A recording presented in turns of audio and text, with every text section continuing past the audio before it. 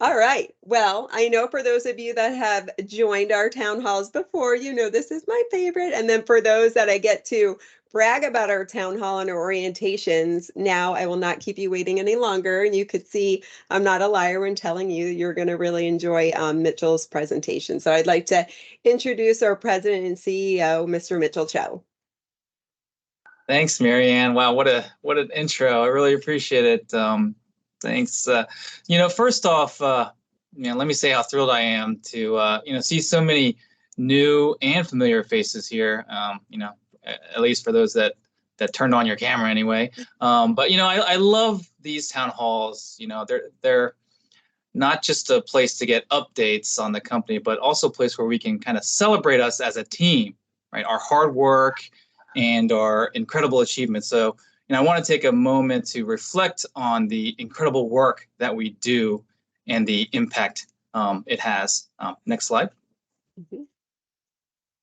So our mission statement, our mission is to communicate the business of government with high quality writing, research, and technology services, and through programs to motivate and inspire our workforce. And I like to think of this as, more than just words, right? It's a commitment to excellence and the role that we play in shaping our country's future.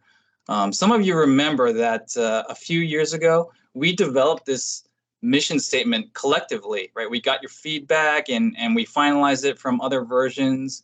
And you'll notice that it has two parts, right? The first, communicating the business of government with high quality writing, research, and technology services. And the second, through programs to motivate and inspire our workforce. Next slide. And that's done purposefully because, as I talked about last town hall, the company's management philosophy is that an exceptional employee experience translates into an exceptional customer experience. Next slide. So let's talk about the first part first, right? As many of you already know, FedWriters manages over 120 programs supporting more than 70 federal agencies. But it's not just about numbers. It's about the impact our work has on advancing science, on national security, and on the overall well-being of the American citizen, right? And just to follow on what Mark was sharing on the various programs we support and we recently won, right? For example, for the Federal Bureau of Prisons, we're developing programs for those battling addiction in prison, right? Creating a pathway for their recovery and hope. We're helping shape the future of libraries for the library services, right? By creating a blueprint for revitalizing libraries and museums, ensuring they remain, treasured resources for communities across the country. For FEMA, we're conducting a research study to enhance EMS protocols to improve survival rates and recovery for burn victims, right? Making this huge difference in emergency care. For the Department of Treasury, we're creating a nationwide campaign on new business ownership reporting requirements for, ultimately greater transparency and compliance to safeguard the country's financial system. For the U.S. Strategic Command, we're developing a digital media strategy, really crafting their digital voice via social media, that resonates on the national and international stage. We coordinate with the Secretary of Defense's office, the Joint Staff's office, combatant command offices, really high level.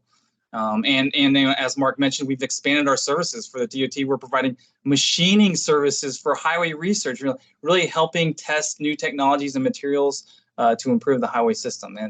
And these are just the newest programs we've started. And as you heard earlier from John Walker, and by the way, John, right, incredible presentation. I think you would have actually really been a great TV meteorologist. You definitely have the voice and the presence for that. But we have really smart people doing some amazing work, with weather and atmospheric science, as Mark stated earlier, in the past few months alone, we've secured an incredible 26 new contracts, right? A clear sign of the trust and confidence that our clients have in us. And, and with these new programs, as Eric mentioned, we've hired, 30 plus brilliant new people to our team, and we're still going, right? Next slide. So let's talk about the second part of our mission statement, programs to motivate and inspire our workforce. So last town hall, I talked about our management philosophy, that by taking care of our staff and ensuring an exceptional employee experience, you will in turn give our federal customers an exceptional customer experience, and how it's all connected to a certain degree. Right? The company provides an exceptional employee experience, who in turn provides an exceptional customer experience. Then our customers give us great ratings and evaluations, right? And then we win more work based on those evaluations, hire more professionals, and the cycle continues. And again, this is oversimplified, but it's basically what the company believes. So, to get into this a little more, I want to talk about two important topics that we could add to this kind of symbiosis and equilibrium. Next slide. As you can see, when we expand the growth in staff and revenue, there are a lot of things that could and will happen, and namely cyber attacks and scammers. Right? I know this is not the most inspirational of topics, but it's important, really important. With such high level and high profile and impactful projects, it's no surprise that our visibility has increased, and with that visibility comes greater risk, particularly in cybersecurity. Next slide. But it's not just about the attacks and scammers, right? It's the steps we take to safeguard ourselves and our data. Next slide. And as you can see here in a kind of oversimplified way, right? Our success story, while inspiring, also makes us a more attractive target for scammers. This leads to more scammer attacks, which we are working to provide more training and awareness, which leads to improved vigilance, leading to more secure data, which further helps us grow. Right? This is why, cybersecurity, it really must be a commitment that we all share. Right? We're not just protecting data, we're safeguarding the trust placed in us by our federal clients on those important projects. Right? This includes information on government systems and on FedWriters systems. The company, while we may not hold a lot of program data and zero classified data, we have operational data that, if compromised, could be really detrimental to our ability to support these programs.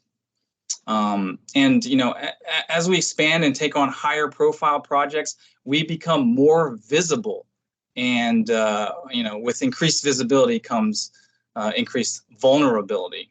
This is a challenge, yes, but it's also a testament to the important work we're doing. Next slide.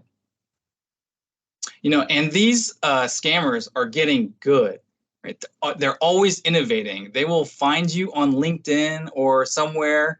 They'll guess a bunch of different versions of your email, probably run it through some scammer program, and then try to get access to our system. Most of the time, it's probably someone in some foreign country trying to get you to buy a gift card, like pretending to be me. But the risk could also be catastrophic. Just imagining the damage, right, that could be caused by and the setbacks and the delays and getting everything running back again. It sounds like a nightmare. So, and again, right, neither I nor anyone in the company will ever ask you to buy a gift card. Never. I actually receive like 4 to 5 scam emails per week. And especially like Ryan was saying, the fake DocuSigns like this one here. You can just look at this email if you can see, right? Phil Jackson at MHFU link or something, right? The logo is off, right? Next slide. Or this one here, a fake Microsoft one. Look at the email, sales@HeinzLabels.com. And before I became aware of these, they almost had me. Right, FedWriters is right. FedWriters is with a capital F, capital W. This one is not, right? So, just a couple of things to be on the lookout for. Next slide. So, the 3 primary things to focus on: right? Be vigilant, question emails, recognize them as fake and deceptive, flag them as spam, send them to your junk mail and block the sender.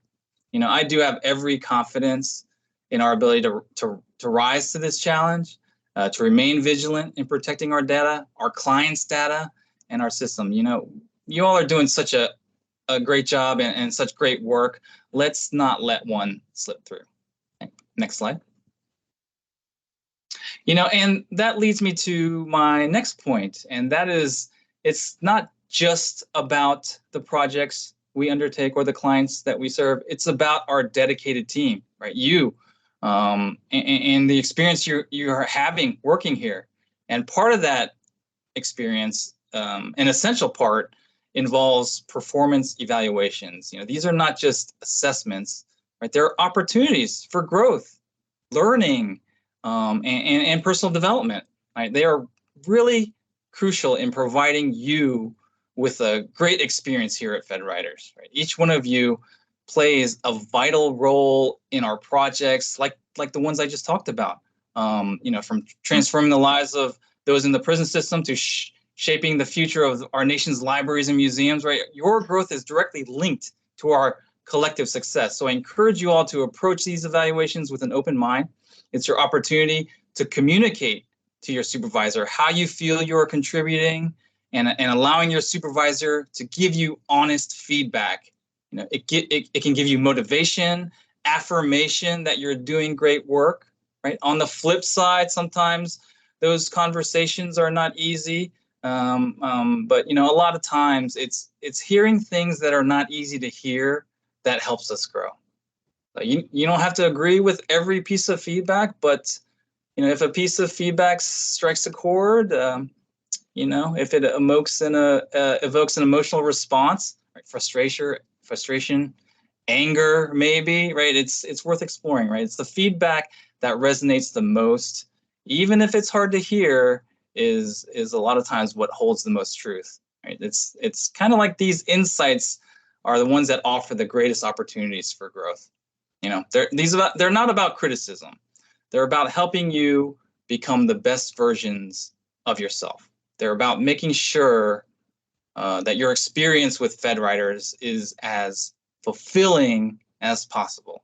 I am incredibly proud of what we've achieved together, and even more excited about what the future holds. So, I want to thank you all for your hard work and your dedication and your commitment, really, to making FedWriters a growing leader in our field. So with that, happy holidays, and looking forward to our next town hall in 2024. Thanks, everyone. Wonderful. Thank you. That was wonderful, Mitchell.